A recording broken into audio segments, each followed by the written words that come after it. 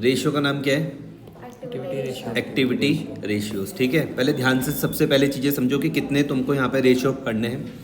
Inventory turnover ratio, trade receivables turnover ratio, trade payables turnover ratio, working capital turnover ratio, fixed asset turnover ratio और net assets turnover ratio. कितने हैं आपको activity ratio में? Total कितने पढ़ने हैं?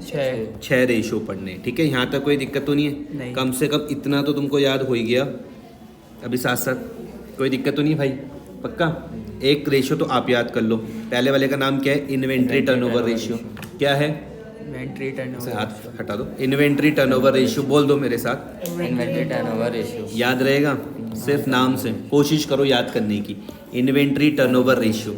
अच्छा, कैसे करके तुम कर सकते हो? एक्टिविटी रेशियो जितने भी है ना, उनके पीछे कुछ कॉमन है। Turnover ratio, turnover ratio, turnover ratio, turnover ratio, turnover ratio, turnover ratio, ये तो हर जगह पे कॉमन है, कोई दिक्कत तो नहीं है। थोड़ा सा याद करने की भी कोशिश करते हैं कि भैया टर्नओवर रेशियो तो यहाँ पर भी है, हर जगह। एक्टिविटी रेशियो जितने भी रहेंगे आपको किसके नाम से दिखने वाले हैं? टर्नओवर रेशियो के नाम से दिखने वाले हैं। तो थोड़ी बहुत मेरे हिसाब से दिमाग में बात बैठ जाएगी। पक्का? जी। ठीक है, पहला वाला जो है उसका नाम क्या है? Inventory turnover ratio. कोशिश करो अभी याद करने की। दूसरा वाला क्या है? Trade receivable. Trade receivable turnover ratio. इसका भाई क्या है? Trade payables turnover ratio. कोई दिक्कत तो नहीं है? उसके बाद है वर्किंग कैपिटल टर्नओवर रेशियो। कोई दिक्कत तो नहीं है? फिर है आपके पास fixed assets turnover ratio, net assets turnover ratio. लो, क्या मैं थोड़ी बहुत हेल्प कर पाया आपके रेशियोज याद करने पर? कितने थे? 1 2 3 4 5 6।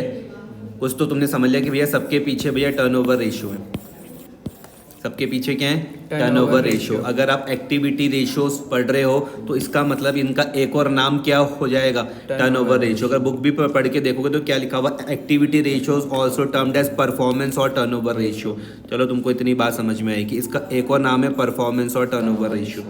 कोई दिक्कत तो नहीं है? कितने थे? 6 हैं। पहला इन्वेंट्री, फिर ट्रेड रिसीवेबल्स, ट्रेड पेबल्स में कोई दिक्कत नहीं है। फिर वर्किंग कैपिटल में कोई दिक्कत नहीं आ रही होगी। फिक्स्ड असेट्स और नेट असेट्स में कोई दिक्कत नहीं आ रही होगी। समझ में आ गया? कोई दिक्कत तो नहीं है? इसको भैया ब्रेकफास्ट, लंच, डिनर के टाइम में 3, सुबह, दिन में, शाम को डोज दे लोगे, दिमाग में चीज़ें सेट हो जाएंगी, कोई दिक्कत नहीं आएगी। एक 2 बस। एक बार सुबह देख लेना, inventory turnover ratio, trade receivables, trade pebbles, working capital, fixed assets, net assets. फिर दिन के खाने के बाद और रात को सोने से पहले। कोई दिक्कत तो नहीं है? तो भैया एक्टिविटी रेशियो का एक और नाम तुमको परफॉर्मेंस से भी याद रहेगा और टर्नओवर से भी याद रहेगा। कम से कम इतने में कोई दिक्कत नहीं आएगी। ठीक है, activity ratio also termed as performance और turnover ratio.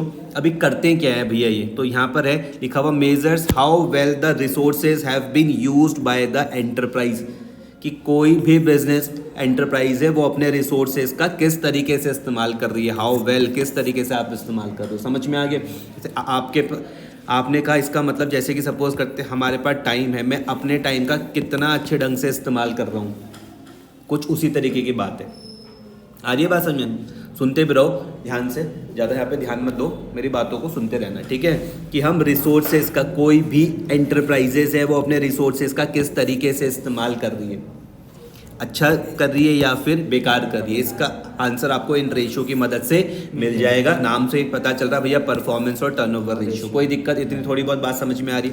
In other words, this ratios measure the effectiveness with which enterprise usage it's available resources. Enterprise के पास भैया जो भी उसके अवेलेबल रिसोर्सेज है वो कितनी इफेक्टिवनेस के साथ उनका इस्तेमाल कर रही है, ये आंसर आपको मिलेगा। एग्जामिनर पूछ सकता है ना कि भैया आप एक्टिविटी रेशियोज निकाल रहे हो, क्यों निकाल रहे हो, क्या मिलेगा आपको इनसे? ये जो परफॉर्मेंस रेशियो क्यों निकाल रहे हो, कोई भी रेशियो पढ़ रहे हो क्यों निकाल रहे हो, क्या मिलने वाला है तुमको इससे? तो कम से कम आप बता तो सकते हो कि हमारे यहाँ पे जो बिजनेस है वो अपने रिसोर्सेज का किस तरीके से इस्तेमाल कर रहा है, इफेक्टिवनेस क्या है जो भी उनके पास अवेलेबल रिसोर्सेज है। कोई दिक्कत तो नहीं है? समझ में आ रही बात या नहीं आ रही? जहाँ पर हम पढ़ रहे हैं, सपोज करते हैं कि हमारे यहाँ पर 2 रूम है, यहाँ पे तुमको फर्नीचर भी है। अगर मैं यहाँ पे नॉर्मल सी बात करता हूँ कि सपोज करते हैं कि हम इस जगह को मॉर्निंग में 8 बजे से लेके मान लो शाम को हम इसको 8 बजे तक इस्तेमाल कर सकते हैं, रिसोर्स तो है ही है। कम से कम हम इस जगह को 12 घंटे के लिए इस्तेमाल कर सकते हैं, इस जगह को, इस फर्नीचर को, लेकिन हमने कहा कि हम सिर्फ क्या कर रहे हैं, सिर्फ हम 2 ही घंटे इस्तेमाल कर रहे हैं। तो इफेक्टिवनेस तो नहीं दिख रही ना इतनी, लेकिन तुम्हें थोड़ी बहुत चीज़ें समझ में आ रही है कि क्या चीज़ें, कि क्या कहानी हमें इन रेशियो से पता चलेंगी। कोई दिक्कत तो नहीं है? पक्का? The result is expressed in number of times. अरे क्या हुआ? रिजल्ट जो भी आएगा उसको आप किस में शो करने वाले हो? टाइम्स में शो करने वाले हो। अगर आपको मैंने लास्ट जो चर्चा करी थी जीपी रेशियो वगैरह की, ध्यान आ रहा? जो मैंने तुमसे चर्चा करी थी GP ratio, net profit ratio, उनके आंसर किस में निकलते थे? परसेंटेज में। यहाँ पर निकलेंगे किस में भैया? टाइम्स में। तो एक्टिविटी रेशियो के जो आंसर तुम्हारे निकलने वाले हो काय पे निकलेंगे? टाइम्स में। इतने में कोई दिक्कत तो नहीं है? नहीं। पक्का? अब this ratio are calculated on the basis, किस बेसिस पर हम इनको कैलकुलेट करेंगे? तो लिखा हुआ cost of revenue from operations के बेसिस में, इसको आप कॉस्ट ऑफ गुड सोल्ड के नाम से भी जानते हो, या फिर revenue from operation net sales के बेसिस में। चाहे कितने भी रेशियो, इन्वेंट्री टर्नओवर रेशियो हो, ट्रेड रिसीवेबल्स, ट्रेड पेबल्स, इन सबको हम देखेंगे, सबका बेसिस तुमको क्या दिखने वाला है? Opening basis. किस बेसिस पर आप इनको कैलकुलेट करोगे? Cost of revenue. तो आपने कहा भैया इनका बेसिस या तो क्या रहने वाला है? Cost of revenue from operation, जिसका दूसरा नाम कॉस्ट ऑफ गुड सोल्ड होता है, या फिर revenue from operation net sales. कोई दिक्कत तो नहीं है? एक और चीज लास्ट में क्या कह रहे हैं कि हायर टर्नओवर रेशियो का मतलब क्या है? अगर मेरे पास हायर टर्नओवर रेशियो आ रहा है तो उसका मतलब है कि मैंने क्या करा? बेटर यूज ऑफ कैपिटल और रिसोर्सेज। अगर भैया मेरा टर्नओवर रेशियो अगर हायर है, टर्नओवर रेशियो अगर मेरे पास हायर है, तो वो मुझको क्या बताएगा कि मैंने अपनी कैपिटल या फिर अपने रिसोर्सेज का अच्छा इस्तेमाल करा है। समझ में आ गया? जितना बढ़िया टर्नओवर रेशियो आएगा तो हमको ये वाली बात बताएगा कि हमने अपने कैपिटल या रिसोर्सेज का अच्छा इस्तेमाल करा है। कोई दिक्कत तो नहीं है? Which in turn means better profitability ratio. समझ में आ गया? अब तुम्हारा दिमाग काम कर रहा है कि अगर एक्टिविटी रेशियो मेरे पास हायर है तो इसका मतलब मैंने अपने रिसोर्सेज का अच्छा इस्तेमाल करा। अगर मैंने अपने रिसोर्सेज का अच्छा इस्तेमाल करा तो इसका मतलब है कि जो मेरी प्रॉफिटेबिलिटी रेशियो थे वो भी अच्छे होंगे। कोई दिक्कत तो नहीं है? पक्का? रेशियो समझ में आ रहा? मेरा बस ये है कि रेशियोज को ना रटना नहीं, उनको समझ के चलना है कि आप कोई भी रेशियो पढ़ रहे, क्यों पढ़ रहे, उद्देश्य क्या है भैया उसके पीछे। पक्का? कितने थे भाई साहब विजेंद्र? टोटल 6 थे। कौन कौन से बता सकते हो? Inventory turnover ratio. बहुत बढ़िया। दूसरा? Trade payable. Trade receivables turnover ratio. बहुत अच्छा। Trade payable turnover ratio. बहुत बढ़िया। Fix assets turnover. फिर एक working capital, working capital turnover ratio. Fix assets. Fixed assets turnover ratio. Net assets turnover ratio. तो भाई साहब इस चीज़ का ध्यान रखना। देखो तुम्हें खुद के लिए करना है, पिछले साल के पेपर निकाल लेना 23 22 के जो भी है उसमें से देख लेना क्या रेशियो के क्वेश्चन आ रहे या नहीं आ रहे। देख लेना, तुमको पता चल जाएगा क्या ये टॉपिक हमारे लिए इंपॉर्टेंट है या नहीं है। 2-3 बार इसको देखोगे याद हो जाएंगे। सबके पीछे देखो turnover turnover turnover turnover turnover है, इतने में कोई दिक्कत नहीं है। इन्वेंट्री टर्नओवर रेशियो याद हो गया। ट्रेड रिसीवेबल्स, ट्रेड पेबल्स में कोई दिक्कत नहीं है। वर्किंग कैपिटल टर्नओवर रेशियो में कोई दिक्कत नहीं है। फिक्स्ड असेट्स टर्नओवर में कोई दिक्कत नहीं है। नेट असेट्स टर्नओवर में कोई दिक्कत नहीं है। इतनी मेरी बात समझ में आ रही? इन्वेंट्री टर्नओवर रेशियो में कोई दिक्कत नहीं है। ट्रेड रिसीवेबल्स टर्नओवर में कोई दिक्कत नहीं है। ट्रेड पेबल्स टर्नओवर रेशियो में कोई दिक्कत नहीं है। वर्किंग कैपिटल टर्नओवर में कोई दिक्कत नहीं है। फिक्स्ड असेट्स टर्नओवर रेशियो में कोई दिक्कत नहीं है। नेट असेट्स टर्नओवर रेशियो में कोई दिक्कत नहीं। कोशिश करो अभी तुमको चीज़ें याद हो जाए, घर जाके दोबारा से रिवाइज करोगे कोई दिक्कत नहीं आने वाली। इस चैप्टर में टोटल 20 होंगे शायद, कितने हैं? 20-21 है रेशियो। हाँ कितने हैं? जितने भी होंगे उसमें से 1 2 3 4 5 6 तो तुम्हारे पास यहीं पर ही कवर हो गए। बेसिस क्या है देख लेना इनके। तो बेसिस में तुमने यहाँ पर देख लिया cost of revenue from operation, cost of good sold और revenue from operation net sales, ये इनके बेसिस है भाई। इतनी बात समझ में आ रही? कोई दिक्कत तो नहीं है। बेसिस दिमाग में याद रहेंगे कि आप किस बेसिस पर इनको कैलकुलेट करोगे। 18 में से 6 तो तुम्हारे यही कंप्लीट हो गए। कोई दिक्कत तो नहीं है? जितना ये रेशियो हायर रहेगा उतना तुम्हारे लिए बढ़िया है। हायर टर्नओवर रेशियो का मतलब है कि तुमने अपनी कैपिटल और रिसोर्सेज का अच्छा इस्तेमाल करा है, और तुमने उनका अच्छा इस्तेमाल करोगे जो तुम्हारे जो प्रॉफिटेबिलिटी रेशियो है जो तुमने पढ़े थे अभी, वो भी तुम्हारे अच्छे ही आने वाले हैं। कोई दिक्कत तो नहीं है? स्टार्ट करते हैं। पहला है इन्वेंट्री टर्नओवर रेशियो। ध्यान से समझना, inventory turnover ratio. Inventory turnover ratio establish relationship between cost of revenue from operation that is cost of good sold and average inventory carry during that period. ध्यान से मेरी बात समझना इन्वेंट्री टर्नओवर रेशियो के बारे में मैं बात करूँ, फोकस करना, देखो दिमाग में और कोई खिचड़ी मत पकाना, नुकसान हो जाएगा तुम्हारा। यहाँ पे ध्यान दो, इन्वेंट्री टर्नओवर रेशियो किस किस के बीच में रिलेशनशिप की बात कर रहा है। इन्वेंट्री टर्नओवर रेशियो वो बोल रहा है cost of revenue from operation. ध्यान से समझो, ये दो चीज़ थी ना यहाँ पर बेसिस, एक तो ये था cost of revenue from operation था, दूसरा ये नेट सेल्स था। तो किसके साथ ये बात कर रहा है, रिलेशनशिप बता रहा है किस किस के बीच में, cost of revenue from operation, जिसको हम कॉस्ट ऑफ गुड्स सोल्ड के नाम से भी जानते हैं, कि मतलब मैंने जितने का सामान बेचा उसकी लागत क्या है।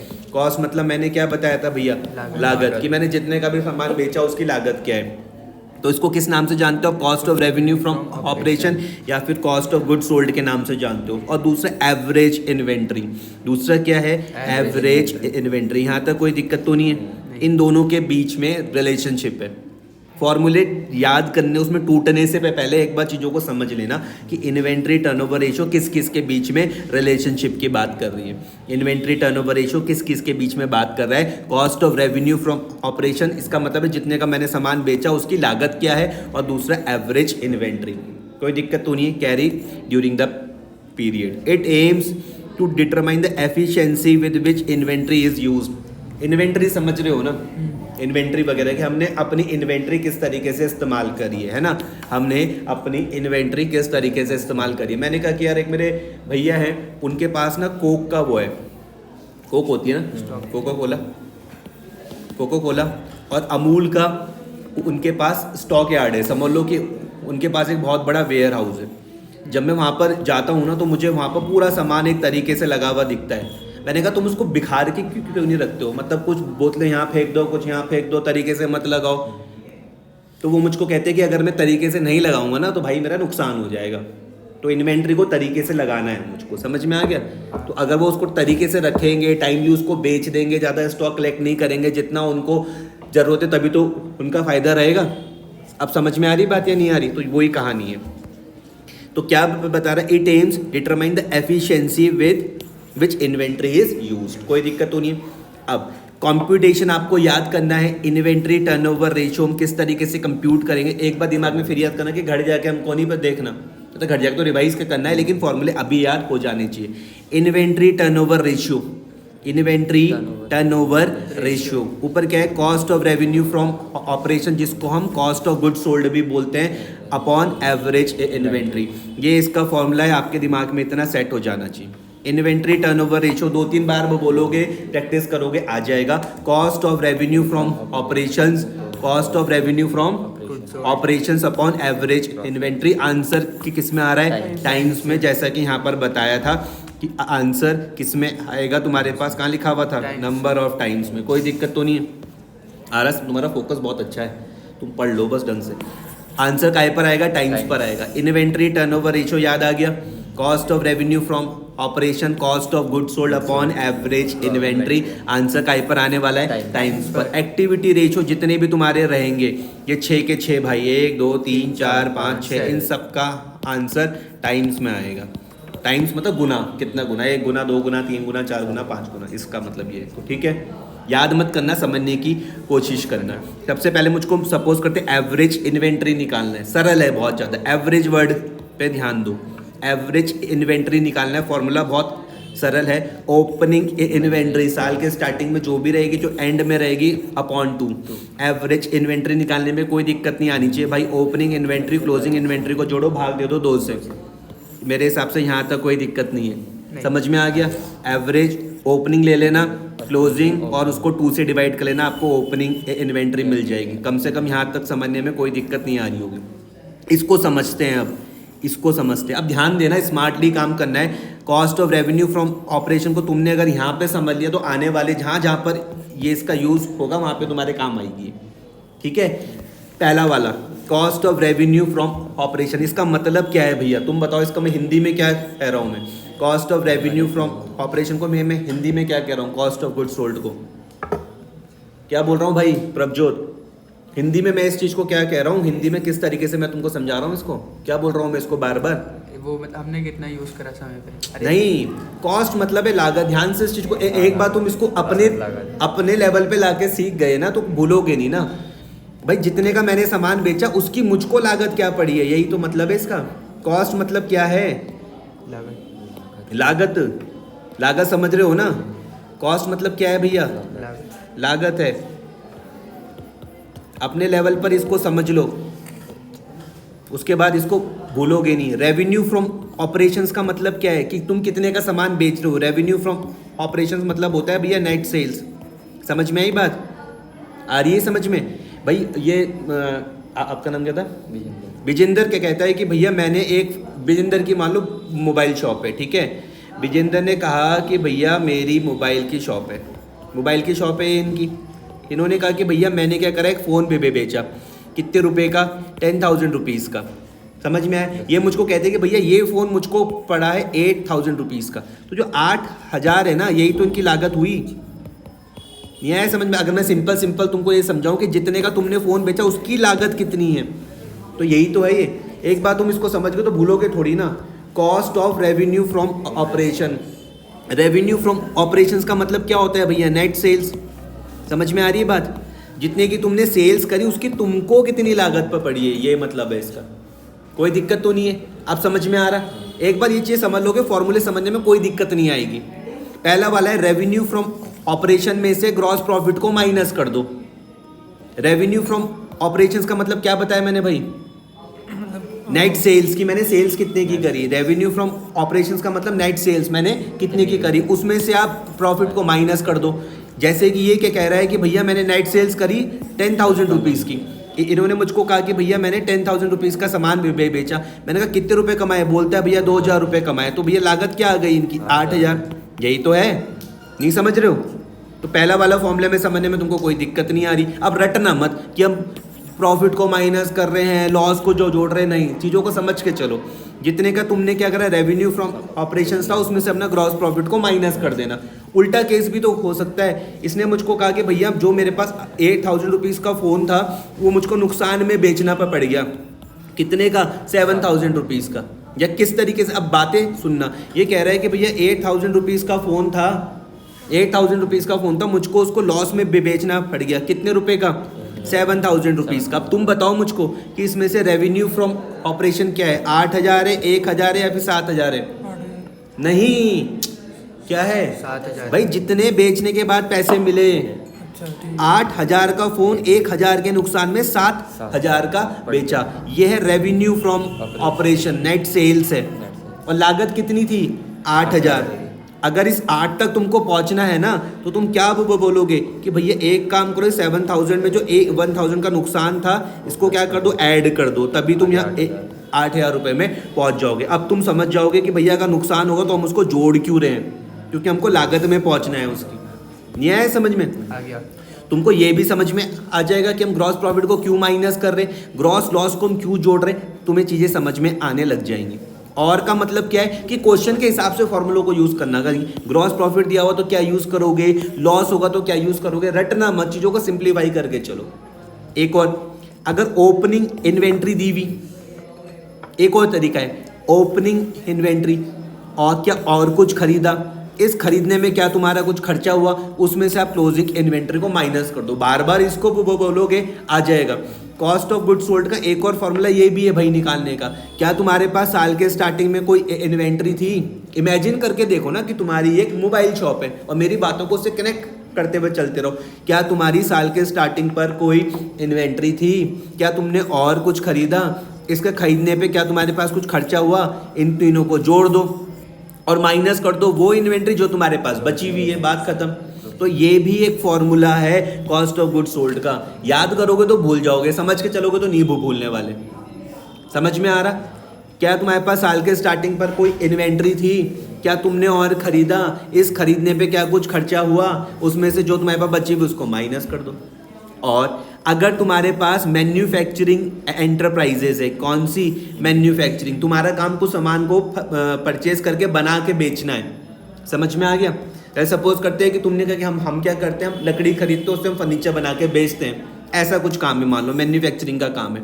तो कॉस्ट ऑफ मटेरियल कंज्यूम्ड, जितना भी तुमने मटेरियल को कंज्यूम्ड करा, ठीक है, जो तुमने खरीदा, स्टॉक इन ट्रेड जो तुमने खरीदा, चेंजेस इन इन्वेंट्रीज किस किस की, फिनिश्ड गुड्स की, वर्क इन प्रोग्रेस की और स्टॉक इन ट्रेड की। और उसमें क्या कुछ इसको खरीदने पे कुछ खर्चा हुआ वो उसमें जोड़ दो। तो मैन्युफैक्चरिंग के लिए देख लो क्या है फॉर्मूला। समझ में आ गई बात या नहीं आ रही? कोई दिक्कत तो नहीं है? जितने का तुमने सामान खरीदा उसकी लागत क्या है भाई, और क्या तुमने और कुछ स्टॉक खरीदा, इन्वेंट्रीज पर कितना चेंजेस आ गया। इन्वेंट्रीज कौन कौन सी हो सकती है? फिनिश गुड्स की हो सकती है, वर्क इन प्रोग्रेस की हो सकती है, स्टॉक इन ट्रेड की हो सकती है। और इन सब में क्या तुम्हारे पास कोई खर्चा तो नहीं हुआ? उन सबको जोड़ दो, तुम्हें टोटल लागत मिल जाएगी। क्या निकालना चाह रहे हो? कॉस्ट ऑफ गुड्स सोल्ड ही तो निकालना चाह रहे हो गया। अब यहाँ पे एक इंपॉर्टेंट चीज है, changes in inventories if opening changes, मतलब कि हमारी इन्वेंट्री पे कितना चेंज हो रहा है। भाई स्टार्टिंग पर कुछ होगी, एंड पर कुछ होगी, तो चेंजेस होगा ना। नहीं आया समझ में? पक्का समझ में आ रहा? साल के स्टार्टिंग पर कुछ इन्वेंट्री होगी, एंड पर कुछ होगी, तो चेंजेस हो सकता है। वो चेंजेस प्लस में भी हो सकता है कि मानो कि पहले 100 हो इन्वेंट्री, फिर 110 हो जाए। वो ऐसा भी हो सकता है कि पहले 100 हो बाद में 90 हो जाए। नहीं आया समझ में? मतलब जो अगर मैं इसमें बात कर रहा हूँ चेंजेस इन इन्वेंट्रीज पर, तो ये पॉजिटिव और नेगेटिव दोनों हो सकती है ना, या नहीं आ रही बात समझ में? Changes in inventory positive negative दोनों हो सकती है। भाई मैंने कहा स्टार्टिंग में मान लो 1000 है, बाद में 1100 हो जाए, पॉसिबल है। पहले 1000 है, बाद में 800 ही रह जाए, कोई दिक्कत तो नहीं। अब इसमें वो क्या क्या कह रहे हैं, ऐड करना है change in inventory. Change in inventory को आप ऐड कब करोगे? बोल रहे चेंजेस इन इन्वेंट्री को आप ऐड कब करोगे? If opening inventory is more than closing inventory. याद रखना, अगर आपके पास ओपनिंग इन्वेंट्री ज़्यादा है क्लोजिंग इन्वेंट्री से, तो आप उसको ऐड करना। मैं फिर बता रहा हूँ, ओपनिंग इन्वेंट्री अगर ज़्यादा है किससे? क्लोजिंग इन्वेंट्री से, तो आप ऐड करोगे। किसको करोगे ऐड? चेंज इन इन्वेंट्री को। क्या बोल रहे? अगर ओपनिंग इन्वेंट्री ज़्यादा है किससे? क्लोजिंग इन्वेंट्री से, तो क्या करना? ऐड करना। किसको? चेंजेस इन इन्वेंट्री को। कोई दिक्कत तो नहीं है? और माइनस कब करना? डिडक्ट कब करना? डिडक्ट कब करना? डिडक्ट कब करोगे? माइनस कब करोगे? अगर तुम्हारी ओपनिंग इन्वेंट्री क्या है? कम है किससे? क्लोजिंग इन्वेंट्री से। कोई दिक्कत तो नहीं है? ये समझा रहा हूं मैं तुमको चेंजेस इन इन्वेंट्री। मैंने कहा इसको ऐड और लेस समझ लेना। ऐड तुम तब करोगे अगर तुम्हारी ओपनिंग इन्वेंट्री ज़्यादा हो किससे? क्लोजिंग से। और माइनस डिडक्ट कब करोगे? जब ओपनिंग इन्वेंट्री कम हो किससे? क्लोजिंग से। कोई दिक्कत? तो इतना ही है बस। एक बार सीखो, इसका लुफ्त तुमको कहाँ कहाँ मिलेगा? जहाँ जहाँ पर भी कॉस्ट ऑफ गुड्स सोल्ड आएगा वहाँ पर एक बार चीज़ों को समझ लेना कि भाई कॉस्ट ऑफ गुड्स सोल्ड का फॉर्मूला किस तरीके से हम निकाल सकते हैं, कब हम इसको ये इस तरीके से निकालेंगे, कब ये यूज़ करेंगे, कब ये यूज़ करेंगे, और अगर मैन्युफैक्चरिंग का केस रहेगा तो हम क्या यूज़ करेंगे। ये बारीकियों को पकड़ के चलो। एवरेज इन्वेंट्री निकालना बहुत सरल है। ओपनिंग और क्लोजिंग को जोड़ दो, भाग दे दो किससे? 2 से। कोई दिक्कत तो नहीं है इतने में। एक और चीज, in the absence of any information to the contrary, gross profit is always consider to be the percentage of revenue from operation. अगर क्वेश्चन में कुछ ना कहा जाए, ध्यान से मेरी बात समझना, क्या कह रहे हैं, अगर क्वेश्चन में कुछ ना कहा जाए तो आप हमेशा ग्रॉस प्रॉफिट को किसका परसेंटेज मानोगे? रेवेन्यू फ्रॉम ऑपरेशन का। समझ में आ रहा है? जीपी और एनपी के कोई क्वेश्चन याद आ रहे हैं? वहां पर आपको gross profit cost of revenue from operation पर भी दिया हुआ था। तो वो यही कह रहे हैं कि अगर कुछ ना दिया हुआ हो, अगर इंफॉर्मेशन अब्सेंस हो, मतलब कुछ ना दिया हुआ हो, तो आप ग्रॉस प्रॉफिट को हमेशा ऑलवेज किस में कंसिडर करोगे? ये मान के चलोगे कि वो परसेंटेज है किसका? रेवेन्यू फ्रॉम ऑपरेशन का। कोई दिक्कत परेशानी? ठीक है। अब बात करते हैं डायरेक्ट एक्सपेंसेस में have been shown separately in the notes to account on employees benefit expenses. बोल रहे हैं कि डायरेक्ट एक्सपेंसेस भैया आपको कहाँ पर दे सकते हैं? सेपरेटली दिया हुआ रह सकता है। कहाँ पर? नोट्स टू अकाउंट्स में। किस किस नाम से? एम्प्लॉइज बेनिफिट एक्सपेंसेस के नाम से आ सकता है, अदर एक्सपेंसेस के नाम से आ सकता है, और may be given as additional information. समझ में आ गया? If direct expenses are not given, it is assume that direct expenses are nil. अगर आपको डायरेक्ट एक्सपेंसेस के बारे में कुछ नहीं दिया हुआ तो आप क्या मान के चलोगे कि कोई डायरेक्ट एक्सपेंसेस हुआ ही नहीं है, निल। बात समझ में आ रही? कोई दिक्कत तो नहीं है? एग्जाम्पल क्या है भैया डायरेक्ट एक्सपेंसेस के? वेजेस हो गया, कैरिज ऑफ फ्रेट इनवर्ड हो गया, पावर हो गया, गैस फ्यूल वगैरह, ये सब तुमने 11वीं में अच्छे ढंग से पढ़ा हुआ है, दिमाग में सेट कर लेना। डायरेक्ट एक्सपेंसेस के एग्जाम्पल क्या क्या है भैया? वेजेस तुमको समझ में आ रहा होगा, कैरिज ऑफ फ्रेट इनवर्ट तुमको समझ में आ रहा होगा, पावर तुमको समझ में आ रहा होगा, गैस एंड फ्यूल्स वगैरह तुमको समझ में आ रहे होंगे, कोई दिक्कत तो नहीं है। लास्ट है ऑब्जेक्टिव्स एंड सिग्निफिकेंस समझना। The objectives of computing inventory turnover ratio. अरे क्यों कैलकुलेट करना चाह रहे हो? ऑब्जेक्टिव क्या है तुम्हारा इतना माथापच्ची करने का? Is to determine whether investment in stock has been judicious और नॉट, कि जो मैंने इन्वेस्टमेंट किया हुआ किसमें भैया अपने स्टॉक में, वो जुडिशियस है भी या नहीं है। Only the required amount is invested in stock. ध्यान से समझना, कहीं मैंने फालतू तो नहीं लगा दिया अपने स्टॉक में पैसा, मेरा तो पैसा ब्लॉक हो जाएगा ना भाई, या मैंने कम तो नहीं लगा रखा। यही मेरी बात समझ। अभी हमारे वहाँ पर एक शॉप में है, तो वो क्या करता है कि उसकी बिजली की शॉप है, तो वो मुझको कल कह रहा है कि भैया मैंने 3 लाख रुपए की वो क्या होती है लाइट्स में उसने इन्वेस्टमेंट कर दिया, एकदम से उसने अपना स्टॉक रेज्ड कर लिया। मेरी बात समझ में आ रही? तो वो हो सकता है उसने देख लिया होगा कि मार्केट में कि मैं कितने रुपए तक की सेल कर सकता हूँ, 3 लाख का माल बेच सकता हूँ, क्या पता किसने 30 लाख का भी लिया हो, क्या पता किसने 3 करोड़ का भी लिया हो। यही मेरी बात समझे। अब मान लो कि भैया मार्केट है 30 लाख का और मैं सिर्फ 3 लाख का माल लेके बैठा हुआ, तो बेकार नहीं है, मेरा तो नुकसान हो जाएगा। और मार्केट है भैया 3 लाख का और मैं 30 लाख का माल भर के बैठ गया, तो भी मेरा नुकसान हो जाएगा। ये है समझ में? तो यही है the objectives of computing inventory turnover ratio is to determine whether investment in stock has been judicious और नॉट। Only the required amount is invested in stock. सिर्फ मैं कितना पैसा इन्वेस्ट करूंगा, जो भैया रिक्वायर्ड अमाउंट है, फालतू नहीं करने वाला मैं। तो वो मुझे को कैसे पता चलेगा? जब मैं इन्वेंट्री टर्नओवर रेशियो को कैलकुलेट करूंगा। It measures efficiency of inventory management. It shows the number of times amount invested is inventory is rotated. यही तो चाहता है कोई भी इंसान। कल के दिन तुमने कहा कि भैया पढ़ाई मुझसे कुछ हो नहीं रही है, तुमने कहा घर वालों को कि मुझको एक दुकान खोल के दे दो, घर वालों ने कहा ठीक है भाई। तुमने क्या करा, वहां पर 10 लाख रुपए का इन्वेंट्री डाल दिया स्टॉक। उसके बाद तुम क्या करोगे? रोटेट ही तो करोगे इसको बार बार। ये है समझ में? जितनी बार रोटेट करोगे उतनी बार तुम्हारा फायदा होता रहेगा। तो ये क्या? It shows the number of times amount invested is inventory is rotated.